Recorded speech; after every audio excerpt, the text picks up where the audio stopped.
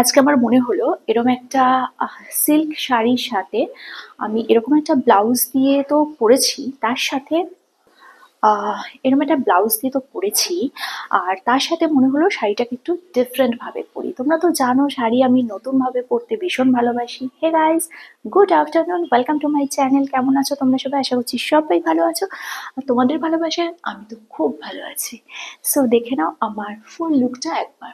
আচ্ছা, এটা একটা পিওর সিল্ক শাড়ি। এই শাড়িটা তোমরা বহুবার দেখেছো, আর আমার মনে হয় শাড়ি একটু নতুন ভাবে পরতে সবারই ভালো লাগে।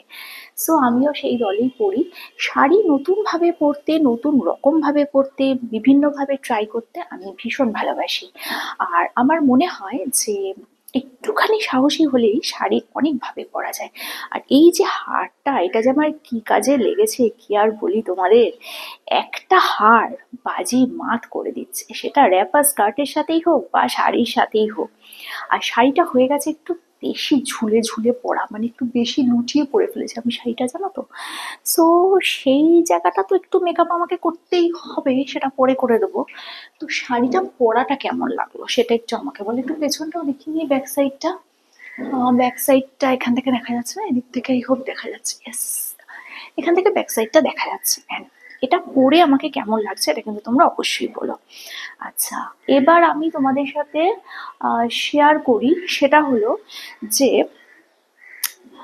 আহ, আজকে কি শুধু শাড়ি পরেই তোমাদের সাথে রং ঢং করবো বলে এসছি? না, একেবারেই না। আজকে আমি তোমাদের সাথে এসছি কয়েকটা ছোট্ট ছোট্ট টিপ শেয়ার করতে, যেগুলো আমি ফলো করে থাকি।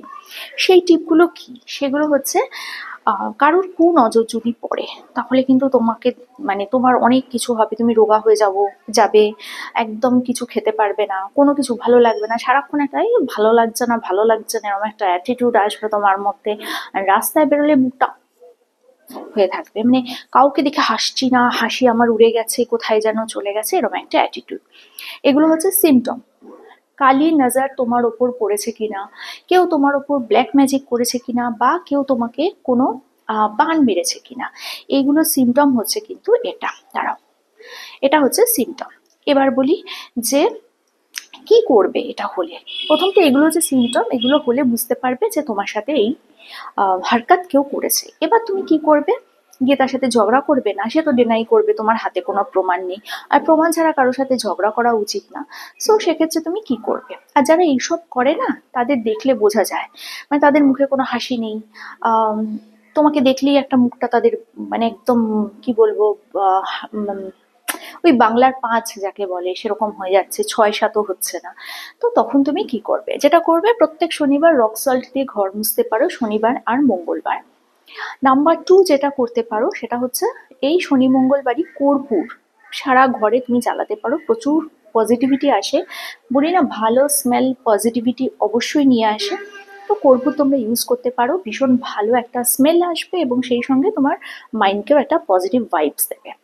নাম্বার থ্রি যেটা করতে পারো, নিজেকে সবসময় টিপটপ পরিষ্কার পরিচ্ছন্ন রাখতে পারো। শরীর খারাপ, দুর্বল লাগুক, মাথা ঘুরুক, চোখে ঝাপসা দেখো, চোখে সর্ষে ফুল দেখো, বা তুমি সূর্যমুখী ফুল দেখো, যেটাই দেখো না কেন, অবশ্যই ডাক্তারের সাথে পরামর্শ করবে। নিজে নিজে ডাক্তারি করবে না। আর কেউ ব্ল্যাক ম্যাজিক করেছে বলে বসে থেকে সেটাকে আরো বিগড়ানোর আশা করবে না। ডাক্তার দেখো, সাথে তুমি অন্য রেমেডি করতে পারো। এরপর যেটা করবে সেটা হচ্ছে, গঙ্গা জল প্রত্যেক দিন সন্ধ্যেবেলা যদি ঘরের বাইরে ছড়াতে পারো ভীষণ ভালো হয়।